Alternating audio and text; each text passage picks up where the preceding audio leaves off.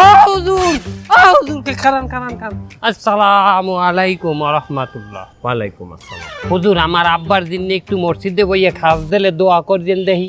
তোমার আব্বার জন্য দোয়া তো করাই যায়, সমস্যা না, কিন্তু নিজের বাবার জন্য সন্তানদের নিজেদের দোয়া করা উত্তম। না, হ্যাঁ করতাম, কিন্তু হুজুর আমার একটু সমস্যা আছে। একটু সমস্যা কি? ওই যে আমি একটু সুদ খাই। একটু তো বাদ দিয়ে দাও, ওর মধ্যে থেকে বাইরেই আসো, তওবা করো, তওবা করিয়া বাবার জন্য দোয়া করো। হ্যাঁ করতাম, কিন্তু সমস্যা আর একটু আছে, আর একখান। আবার একটু, সেটা কি?